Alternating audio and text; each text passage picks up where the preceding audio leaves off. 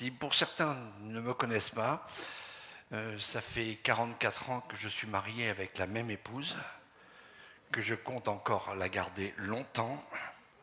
Sinon, j'aurais besoin de quelqu'un pour repasser mes chemises. Dieu créa la femme pour les chemises. Non, non, je sais. Non, non. Non, il l'a créée spécialement pour moi. Donc, elle vous dit bien bonjour. Et puis, nous sommes papas de 2 enfants qui sont dans le ministère. Et je suis aussi un grand-père de 4 petits-enfants. Donc, vous avez devant vous un homme qui est comblé, un homme qui n'est pas parfait, 44 ans de mariage et 43 ans dans le ministère. Mais j'aimerais vous dire que même après 43 ans, avoir été pasteur, je continue à apprendre de Dieu. Je n'ai jamais cessé d'apprendre de Dieu. On a un collège biblique qui est retransmis aussi par Internet. Et souvent, il y a des étudiants qui sont tellement contents d'avoir... J'ai fait mes 3 ans, j'ai mes certificats, c'est superbe. Voilà, j'ai terminé mes études. Je les refroidis immédiatement en leur disant, moi, je n'ai pas encore terminé mes études. Tous les jours, j'apprends de Dieu. Voilà, et puis ceux qui me connaissent savent aussi que dans ma tendre jeunesse, puisque maintenant je suis devenu seigneur, non pas que vous devez faire genuflexion devant moi, mais je fais partie du grand âge, et dans ma tendre enfance, dans ma jeunesse, j'étais musicien, et j'avais aussi votre pasteur, il était tout mignon, tout petit, tout bouclé, tout blond. Aujourd'hui, il n'y a plus rien. Je crois qu'il y a beaucoup de vent à Limoges, il a tout perdu. Mais il jouait du saxo, il était dans l'orchestre. Et puis, j'ai ramené mon dernier volume d'Inspiration 4. J'en ai amené quelques-uns, si certains veulent, disons, continuer à adorer le Seigneur, ou le matin, c'est simplement de la musique, et c'est simplement des anciens chants, et puis qui vous amène à l'adoration, à vous préparer aussi à entendre Jésus vous parler au travers de la parole de Dieu. Et puis, je ne sais pas si j'ai déjà amené ce livre-là, mais c'est un petit livre que j'ai fait, que j'ai retrouvé dans les archives de mon père, qui a 94 ans, et qui a été 65 ans pasteur. Aujourd'hui, il est dans un institut particulier à cause d'Alzheimer. Et puis j'ai retrouvé quelques notes, et puis je l'ai mis au goût du jour, ce que la Bible n'enseigne pas. Aujourd'hui, quelquefois, nous avons des amis, des familles qui ont été bercés dans le catholicisme et on ne sait pas du tout en qui ils croient, en quoi ils croient. Et là, c'est ce que la Bible n'enseigne pas. Toutes les erreurs, non pas des catholiques, mais toutes les erreurs du Vatican, toutes les erreurs du catholicisme romain, les fausses doctrines. Si vous êtes intéressés, et puis j'ai ramené d'autres ouvrages. Mais sans plus tarder, je voudrais qu'on puisse ouvrir la parole du Seigneur. Et j'aimerais faire une lecture avec vous. On a beaucoup chanté ce matin des chants qui m'ont confirmé ce que je devais vous transmettre ce matin. Et on va lire dans Luc, au chapitre 9, le dernier verset, le verset 62. Et puis on va passer au chapitre 10 et on lira les 12 premiers versets. Voici ce que nous lisons au chapitre 9. Verset 62, parce que Jésus a entendu des gens qui lui disaient « Mais je veux te suivre, je veux te servir, ceci, cela, mais permets-moi, permets-moi, permets-moi. » Il y a toujours un bon désir, mais ce n'est pas suivi par l'action. Ce n'est pas suivi par, je dirais, le concret. Et Jésus répondit à un homme « Quiconque met la main à la charrue et regarde en arrière, n'est pas propre au royaume de Dieu. » Après cela, le Seigneur désigna encore 70 autres disciples et il les envoya 2 à 2 devant lui dans toutes les villes et dans tous les lieux où lui-même devait aller. Et il leur dit, la moisson est grande, mais il y a peu d'ouvriers. Priez donc le maître de la moisson d'envoyer des ouvriers dans sa moisson. Partez, voici, je vous envoie comme des agneaux au milieu des loups. Ne portez ni bourse, ni sac, ni souliers, ne saluez personne en chemin. dans quelque maison que vous entriez, dites d'abord que la paix soit sur cette maison. Et s'il se trouve là un enfant de paix, votre paix reposera sur lui. Sinon, elle reviendra à vous. Demeurez dans cette maison-là, mangeant et buvant ce qu'on vous donnera, car l'ouvrier mérite son salaire. N'allez pas de maison en maison, dans quelque ville que vous entriez, et où l'on vous recevra, mangez ce qui vous sera présenté. Guérissez les malades qui s'y trouveront, et dites-leur, le royaume de Dieu s'est approché de vous. Mais dans quelque ville que vous entriez et où l'on ne vous recevra pas, allez dans ces rues et dites, nous secouons contre vous la poussière même de votre ville qui s'est attachée à nos pieds. Et sachez cependant que le royaume de Dieu s'est approché. Le verset 12, je vous dis qu'en ce jour, Sodome sera traité moins rigoureusement que cette ville. Puis on passe au verset 16, celui qui vous écoute m'écoute et celui qui vous rejette me rejette. Et celui qui me rejette, rejette celui qui m'a envoyé. Verset 17, les 70 revinrent avec joie, disant, Seigneur, les démons même nous sont soumis en ton nom. Et Jésus leur dit, je voyais Satan tomber du ciel comme un éclair. Amen. Dernièrement, dans notre église à Rouen, j'ai abordé un thème qui me paraissait très important. Ce thème, c'était la disponibilité. Es-tu disponible? Et ce matin, ce que le Seigneur voudrait souligner, c'est est-ce que notre vie entière est vraiment disponible? Est-ce que nous permettons au Saint-Esprit d'agir dans notre vie, au travers de notre vie? Le Saint-Esprit veut mettre le doigt spécialement sur notre responsabilité.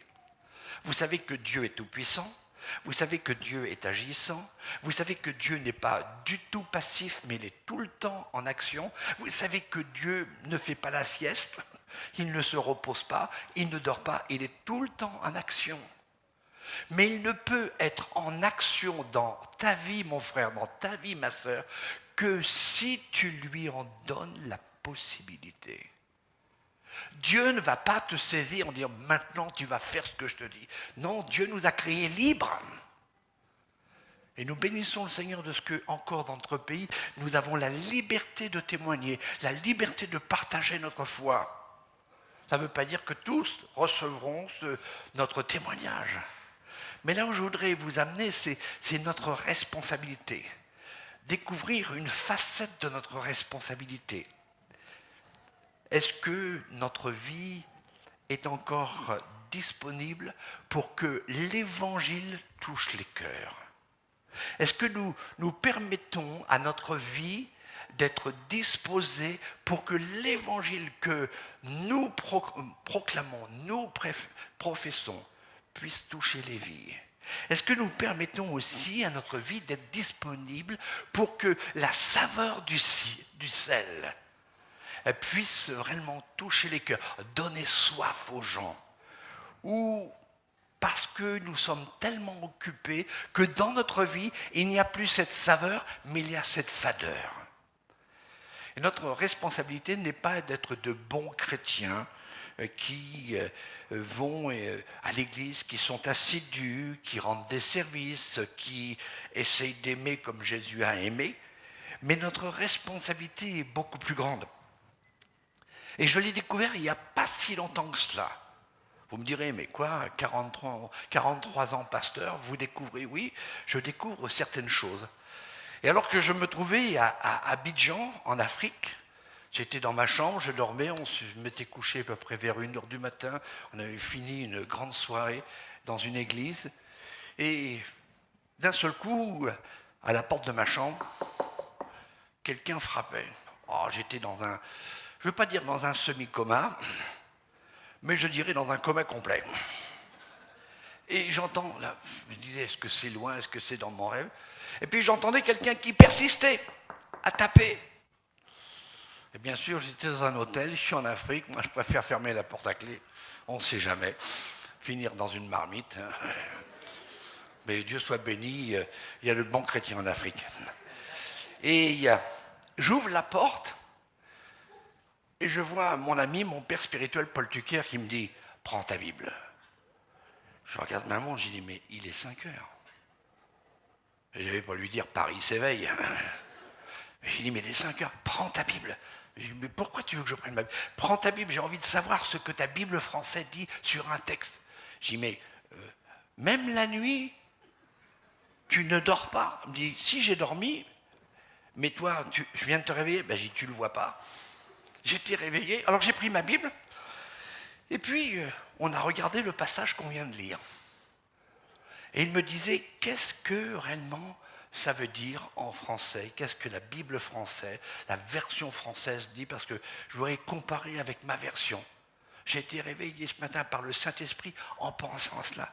Et c'est justement la deuxième partie de Luc où il nous est dit, Jésus les envoya 2 par 2 devant lui, dans toutes les villes et dans tous les lieux où lui-même devait aller. Et il me posait encore la question, alors que mes yeux commençaient simplement à s'ouvrir, mais il dit, mais qu'est-ce que ça veut dire? Il les envoya 2 à 2 devant lui. Rapidement, pensant qu'il allait repartir dans sa chambre, j'ai répondu, mais ça veut dire qu'ils l'ont simplement précédé, ils l'ont annoncé, un petit peu comme Jean le Baptiste qui prépare le chemin. Et puis il est rentré dans ma chambre, il s'est assis dans le fauteuil, il m'a dit « Assieds-toi à côté de moi ». J'étais encore en pyjama. Et on a commencé à regarder. Il m'a dit « Regarde bien, je te donne des textes. Et puis regarde bien l'original. » Lui, c'est un docteur, il a carrément l'original là-dedans. Moi, j'ai plus l'original. J'ai simplement ma Bible en français. Et lui, il m'a dit « Regarde bien ce que veut dire le mot « devant » en grec. » Alors j'ai regardé, et en grec c'est pro. On est pro, on est pour, ou on est devant. Et lui c'est autos. Mais lorsque vous prenez l'expression entière, il les envoya 2 par 2 devant lui, alors c'est un autre mot qui s'appelle prosopone. Prosopone, qui indique une valeur incroyable, une grandeur de responsabilité. En fin de compte, Jésus envoya ses 70 disciples devant lui, prosopone, c'est pour porter en eux l'image de Christ, pour porter l'apparence de Christ, pour porter la présence de Dieu dans les lieux où lui-même devait aller. J'ouvre une petite parenthèse. Peut-être que certains vont dire « Oh, ça, c'est trop compliqué ». Souvent, vous parlez de Jésus à quelqu'un et vous dites « Viens à l'église » et vous pensez que c'est à l'église qu'ils doivent se convertir. C'est faux. C'est le fait que vous leur parlez de Jésus, vous portez en vous la parole de Dieu. Et c'est vous qui devez déjà les gagner. Et quand ils viennent à l'église, ils sont confirmés. Ils reçoivent l'assurance de leur salut. Et ça, c'est notre grande responsabilité. Lorsque nous nous sommes approchés de Dieu par l'intermédiaire de Jésus, que nous sommes nés de nouveau, passés des ténèbres à la lumière, nous étions des enfants de colère, des enfants de rébellion, et maintenant nous sommes des enfants de Dieu. Peut-être que quelquefois nous ne réalisons pas que lorsque nous avons reçu Jésus, ce n'est pas au niveau de notre tête, ni au niveau de notre cœur, ni simplement au niveau de notre âme, mais c'est aussi au niveau de notre corps. Il entre dans notre vie et Jésus demeure dans notre vie. Est-ce que vous avez déjà réalisé cela ? Notre salut ne vient pas simplement, je dirais, de notre croyance, de notre foi, ou des œuvres que l'on peut faire, ou d'expériences, je dirais, de temps en temps, des expériences spirituelles. C'est vrai, le Saint-Esprit est venu sur nous lorsque nous avons rencontré Jésus. Il est venu en nous parce que nous sommes nés d'en haut, nous sommes nés d'eau et d'esprit. Mais nous sommes devenus l'habitation du Saint-Esprit.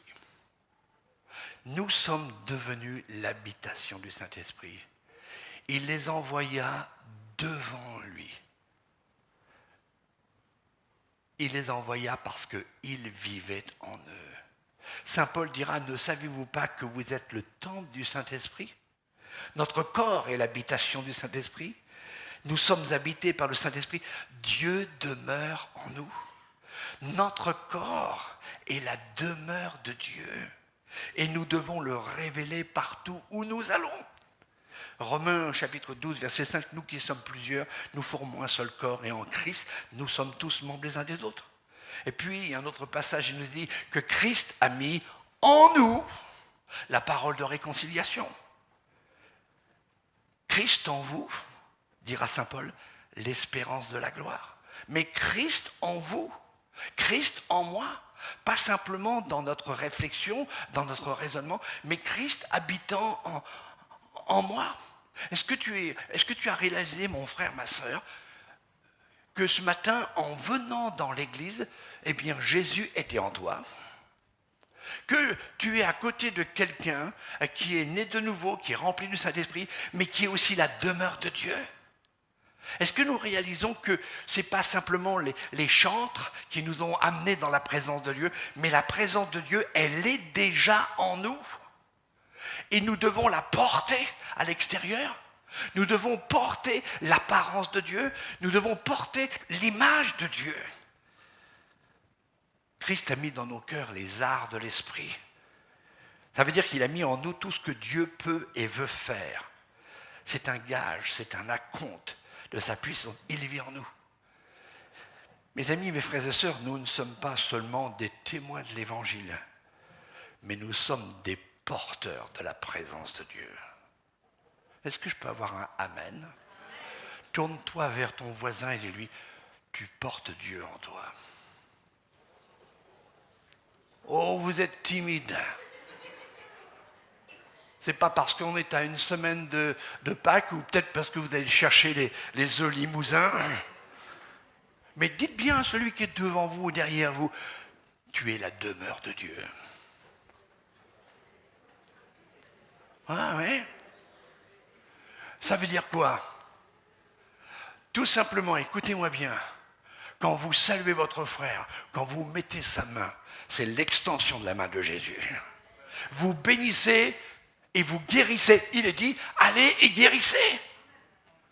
Il n'aura pas dit, allez, je vous signe votre procuration, ceci, cela, et puis vous n'avez pas besoin de porter de gilet jaune, vous avez besoin simplement d'une pancarte en disant « Je suis à Jésus, Jésus vient bientôt, le royaume de Dieu ». Non, le royaume de Dieu est en vous.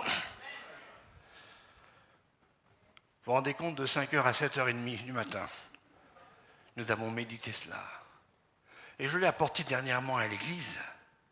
Notre mission, elle est grande. Elle est grande, non pas parce que nous devons aller partout le monde prêcher la bonne nouvelle, elle est grande parce que nous devons porter l'image de Christ.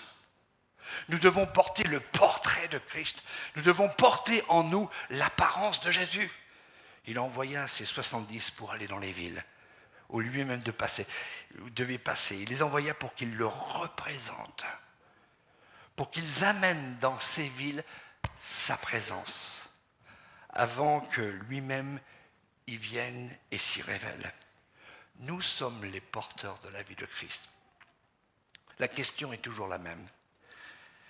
Est-ce que nous sommes toujours disponibles pour représenter Dieu, pour être porteurs de Christ? Trop souvent, nous sommes porteurs de fardeaux que Dieu n'a jamais voulu pour nous. Trop souvent, nous sommes porteurs de critiques, de jugements, de paroles qui ne sont pas les paroles de Dieu. Mon frère, ma sœur, est-ce que la présence de Jésus est bien en toi? Est-ce que la présence du Saint-Esprit est en toi?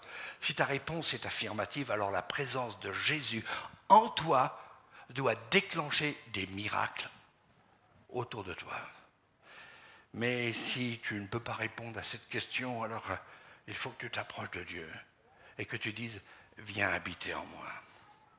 Alors peut-être certains diront « Oui, mais je ne suis pas Jésus ». Non, mais si Jésus est en nous, nous sommes porteurs de la bonne nouvelle, nous sommes porteurs de cette puissance, nous sommes porteurs de ces miracles. Christ en moi, c'est l'autorité de Christ. Jésus dira à ceux qui l'envoient, dites à ceux que vous rencontrerez, le royaume de Dieu s'est approché de vous. Le royaume de Dieu ne consiste pas en paroles seulement, mais en puissance, en action. Et ces 70, en entrant dans la ville, Portez en eux l'image de Christ, même si vous pensez que je me répète plusieurs fois, je me répète, j'en fais exprès pour que vous compreniez qu'en sortant de cette église, vous portez l'image de Christ. En allant chez vous pour manger avec vos enfants, vos petits-enfants, votre épouse, vous portez l'image de Christ. Ça arrangerait pas mal les affaires du foyer. Mais le problème, c'est que souvent nous portons l'image de notre père charnel, de notre arrière-grand-père, nous portons la nature que nos parents nous ont filée, nous portons notre caractère, qui, au lieu d'être un caractère sacré, souvent devient un sacré caractère. Mais si nous portons Christ en nous, eh bien nous portons les caractéristiques de Christ. Est-ce que vous voyez où le Saint-Esprit va vous emmener? Tu as une grande responsabilité, enfant de Dieu. Tu dois porter l'image de Christ. De la même façon que Christ portait en lui l'image du Père. Il dira, dans Jean 14, « Si vous me connaissiez, vous connaîtriez aussi mon Père. Et dès maintenant, vous le connaissez et vous l'avez vu. » Et vous connaissez ce que l'évangéliste Philippe a dit. Et Philippe lui dit, « Seigneur, montre-nous le Père, et cela nous suffit. » Écoutez bien ce que Jésus dira. Philippe, il y a si longtemps que je suis avec vous. Il y a si longtemps. Dites à haute voix, il y a si longtemps. Il y a si longtemps que je suis avec vous, et tu ne m'as pas connu, tu n'as pas vu le Père. Et Jésus dira, celui qui m'a vu a vu le Père. Comment dis-tu, montre-nous le Père? Ne crois-tu pas que je suis dans le Père et que le Père est en moi? Celui qui m'a vu a vu le Père. Une autre pensée. Qu'est-ce que les gens voient quand ils nous regardent? Des religieux, des évangéliques, des pentecôtistes, des gens qui aiment les bons vieux cantiques. Qu'est-ce qu'ils voient? Ma prière, à chaque fois que je rencontre des personnes, c'est qu'ils voient Jésus. Vous direz, mais c'est prétentieux. Non, pas du tout. Jésus dira, celui qui m'a vu a vu le Père. Je prie ce matin que lorsque vous me regardez, parce que je suis l'orateur de ce matin, vous oubliez mon visage et que vous puissiez percevoir Jésus. Ça, c'est le rôle de tout prédicateur, de tout pasteur. C'est porter en eux l'image du bon berger, de celui qui aime le troupeau, de celui qui aime le peuple de Dieu, de celui qui aime les brebis du Seigneur. Qu'est-ce qu'on voit en nous? Qu'est-ce qu'on reflète à l'extérieur? Réfléchissons un peu. Nous devons refléter celui qui a dit « Je suis la lumière du monde ». Nous devons représenter le portrait du visage de Jésus, le Fils de Dieu, l'empreinte de Dieu en nous. Paul dira, vous êtes une lettre de Christ, écrite dans nos cœurs, connue et lue de tous les hommes. Il y a si longtemps que vous habitez dans le même quartier. Est-ce que les gens voient Jésus? Il y a si longtemps que vous habitez dans cet immeuble. Qu'est-ce que les voisins entendent? Oui, c'est qu'a mis ma chaussette. Où sont passées les clés? Nous portons l'image de Christ. Nous devons porter le portrait de Christ. Nous sommes des artisans de Dieu. C'est-à-dire que notre vie doit exprimer le visage de Christ. Vous devez porter, transmettre la révélation de Jésus au travers de votre identité par votre relation quotidienne et aussi votre soumission à sa seigneurie. Vous devenez son visage. Je regarde, je ne sais pas combien il y a de personnes, mais je vois qu'il y a pas mal de visages qui me regardent. Il y a pas mal de pères Dieu qui me regardent. Mais j'aimerais que vous puissiez vous détendre. Relax, Max. Détendez-vous. Laissez paraître les traits de Jésus, où il n'y a ni agressivité, ni esprit de vengeance, ni esprit de colère, ni cet esprit d'amertume, de non-pardon. Vous êtes le visage de Christ. Donc automatiquement, la grâce et le bonheur doivent se voir. Vous êtes ses yeux. Vous portez en vous le portrait de Dieu, le portrait de Jésus. Vous êtes ses yeux. Comment vous vous êtes regardé ce matin dans la glace? Alors je sais, moi je me suis regardé vite dans la glace après avoir pris une bonne douche.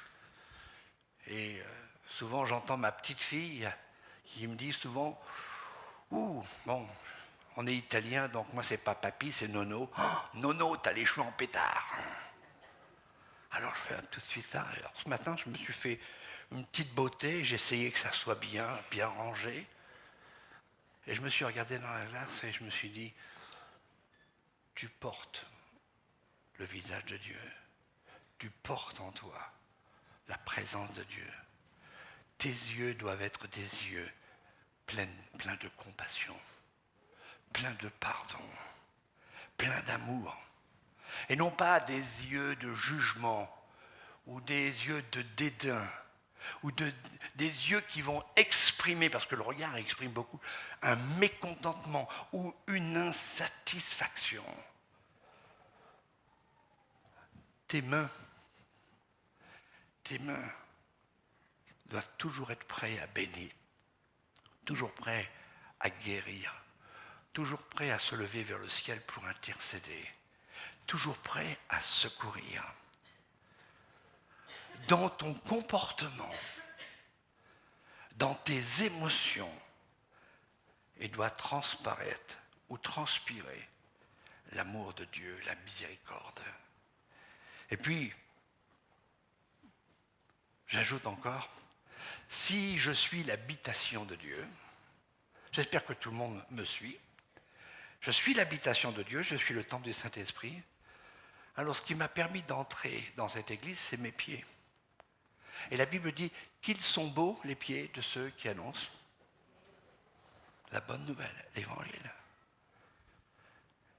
Écoutez bien, Jésus les envoya devant eux pour marcher dans les villes. Et ses pieds, ce matin, ont un seul désir, c'est de vous faire sentir le royaume de Dieu. Le royaume de Dieu qui est en chacun de nous. Le royaume de Dieu qui se trouve dans sa présence. Quelle grande responsabilité. Notre mission est donc de révéler la présence de Dieu dans notre vie. Y a-t-il de la place dans notre vie pour l'action de Dieu? Sommes-nous disponibles 24 heures sur 24, 7 jours sur 7 pour porter en nous le portrait de Jésus? Vous direz, mais c'est pas possible 24 heures sur 24, 7 jours sur 7. Moi, le soir, je rentre, je suis fatigué de mon travail, je me mets dans mon fauteuil, je regarde mon émission préférée. Ben, même en regardant ton émission préférée ou ta série, à un moment donné, la présence de Dieu va te dire, est-ce que tu peux lever les yeux vers le ciel et prier pour un tel, prier pour un tel, prier pour un tel? Ben, ça m'arrive. Je suis avec mes petits-enfants, j'enregistre des choses qui sont assez agréables, parce qu'aujourd'hui, il faut faire très attention à ce que nos yeux regardent, parce que nos yeux deviennent les yeux de Dieu, et les yeux de Dieu ne regardent pas ce qui est impur. Et puis, je suis avec eux, je regarde, puis d'un seul coup, les enfants se tournent. Tu es en train de quoi faire, là? On ne comprend pas ce que tu es en train de dire. Je suis en train de parler en langue. Peut-être dans une série, mais je parle en langue parce que le Saint-Esprit est en moi et me montre quelque chose et je commence à prier. 24 heures sur 24, 7 jours sur 7. Est-ce qu'il y en a qui ont leur permis de conduire ici? Levez vos mains, ceux qui savent conduire. Est-ce qu'il y en a encore qui ont des points sur le permis? Bon, 2 personnes et demie. Donc vous repartez à pied. Mais écoutez bien, quand vous êtes au volant de votre voiture, vous portez Christ en vous. Vous portez la patience de Christ en vous? Dieu a travaillé mon caractère à cause de cela. Bon, c'est vrai, je ne suis plus aussi jeune que votre pasteur, que Dieu le bénisse et me protège. Mais il y a des moments, quand on me faisait une queue de poisson, j'appuyais sur l'accélérateur et je m'approchais tout près de la voiture. Bon, je veux sortir vivant de cette église. Et souvent, c'était une femme. Je regardais et je serrais de plus en plus pour montrer mon mécontentement. Mais est-ce qu'à ce moment-là, je portais la présence de Dieu? Ou vous êtes pressé et puis votre compteur de vitesse, il est carrément à l'opposé? Ben non. Ça m'est arrivé en urgence, ma femme était avec moi. Elle me dit, tu devrais ralentir. Elle me dit, pourquoi? Je lui dis, pourquoi? Elle me dit, les anges sont sortis de la voiture. Alors je lui dis, non, ils sont derrière pour pousser. Mais comment voulez-vous si, dans votre voiture, vous êtes énervé, vous regardez, c'est vrai qu'il y a des gens qui font du n'importe quoi sur la route, qui sont comme des cow-boys, et souvent ils ont un grand A derrière eux. Ça ne veut pas dire alcoolique, hein, mais ça veut dire ce que ça veut dire, ils sont apprentis. Et ils font du n'importe quoi, ils ont 4 roues, et puis... Commencez pas à dire, mais ils sont fous, ils sont dingues. Commencez à louer le Seigneur. Parce que même sur la route, dans votre voiture, il y a la présence de Dieu. Vous faites vos courses, vous êtes content, vous avez rempli votre chariot, et puis vous arrivez devant une caisse, il y a une ligne, il y a des gens, il y a l'attente. Qu'est-ce que vous faites? Elle va-t-il se dépêcher celle-là ou quoi? Et puis justement, la personne qui est devant a mis un article où le prix n'est pas dessus. Alors dans certaines grandes métropoles, on voit qu'ils font venir des gens en patin à roulettes, mais là, attendez, j'appelle quelqu'un. Téléphone, répond pas, et vous attendez. Est-ce que vous êtes là? Vous êtes la présence de Dieu, vous portez la présence de Dieu. Moi, quand je suis là, c'est une opportunité pour moi de sourire, de regarder, ça va, oui, ça va, bonjour, il faut de la patience, oui, les gens sont étonnés. Puis quelquefois, je me mets à chanter, je me mets à fredonner, et puis les gens disent, mais peut-être qu'ils vont dire, il est malade. Oui, je suis malade d'amour de Jésus. Je porte Jésus en moi. Et quelquefois, quand on attend trop longtemps, alors quelquefois, on aurait presque envie de dire, je change de ligne. Non, le Seigneur t'a amené derrière cette ligne, reste-y parce que tu portes la présence de Dieu. Je ne pense pas trouver un raccourci. Quand je suis avec mes petits-enfants, c'est mauvais quand on attend trop longtemps. Parce que dès le dos tourné, ils ont pris des bonbons comme ça et puis ils l'ont mis dans le truc. Je regarde, j'ai jamais acheté ça. Mais revenons au sérieux. Tu portes la présence de Dieu. Jésus envoya ses 70 disciples pour porter sa présence, pour porter son portrait, pour porter son image. Je ne voudrais pas être trop long ce matin, je regarde ma montre et je veux simplement vous dire, est-ce que tu réalises qu'il faut que tu portes le portrait de Jésus? Non pas un portrait que l'on voit fait par des artistes. Quelle sorte de portrait tu portes? Est-ce que c'est un portrait style Picasso? De l'abstrait? L'oreille au milieu du visage, le nez dans l'oreille? Ou est-ce que c'est vraiment la réalité de Dieu? Les caractéristiques? Laissez-moi une dernière pensée. Les 70 sont partis, mais ils sont partis équipés. Ils sont partis équipés, et qu'était leur équipement? Simplement la foi, l'obéissance. Allez et guérissez. Je ne sais pas si Jésus leur avait fait un cours sur l'imposition des mains, sur l'onction d'huile, comment chasser les démons, ceci, j'en sais rien. Mais ils se sont exécutés, ils sont partis avec la foi. une entière dépendance de Dieu. Ne portez ni bourse, ni sac, ni souliers, ne saluez personne en chemin. En d'autres termes, ne vous laissez pas arrêter. Faites-moi confiance. Allez. Voici, je vous ai donné le pouvoir de marcher sur les serpents et les scorpions et sur toute la puissance de l'ennemi. Et rien ne pourra vous nuire. Ils ont cru à la parole de Dieu. Rien ne pourra nous nuire. Ce matin, j'aimerais que tu puisses partir de cette église en disant « Rien ne pourra me nuire. On peut se moquer de moi. Je vais continuer à porter la présence de Dieu. » Leur mission n'était pas facile. Et la mission des enfants de Dieu n'est pas une partie de plaisir. Jésus dira « Je vous envoie comme des agneaux au milieu des loups. » Je vous envoie comme des agneaux au milieu des loups. Je vous envoie comme des représentants de ma douceur dans un monde de brut, dans un monde de brutalité, de férocité. Je vous envoie comme des représentants et des dispensateurs de l'amour de Dieu dans ce monde de haine, dans ce monde d'égoïsme. Mais il va les rassurer, ne pensez pas que tous vous recevront. Mais s'ils vous rejettent, ils me rejettent. Je rencontre beaucoup d'enfants de Dieu et ça c'est simplement à Rouen, en Normandie, ça n'existe pas à Limoges. Les enfants de Dieu sont parfaits à Limoges.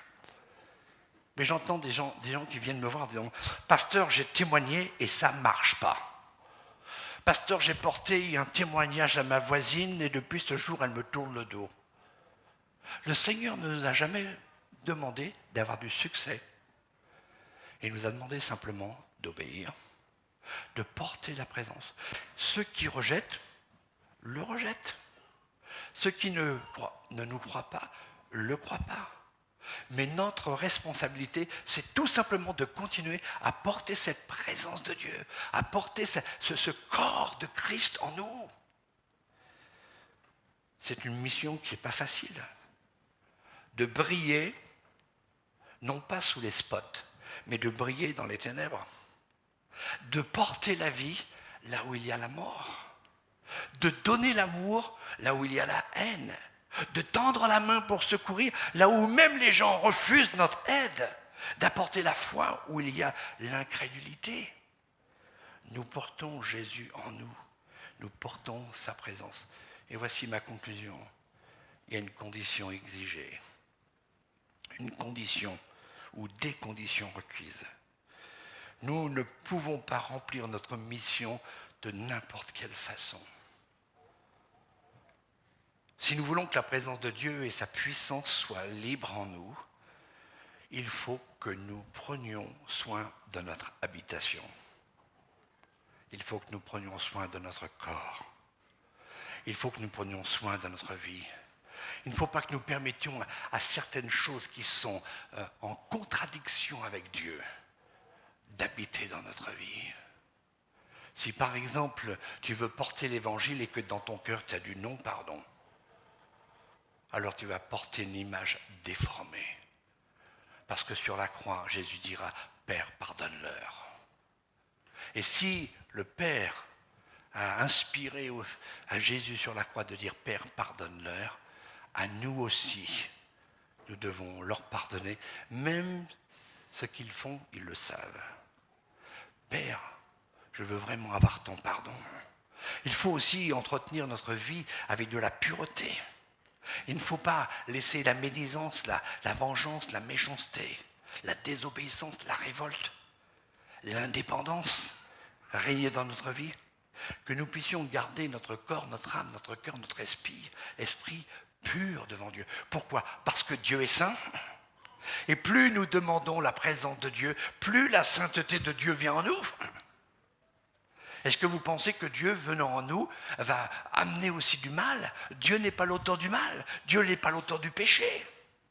Mais Dieu, en nous, va nous purifier au travers de sa parole. Plus de Dieu en moi va remplir cette vie de pureté. Plus de Dieu en moi va permettre que mes paroles soient des paroles agréables, des paroles encourageantes, des paroles édifiantes, des paroles de puissance, des paroles de guérison, des paroles de révélation, des paroles de connaissance.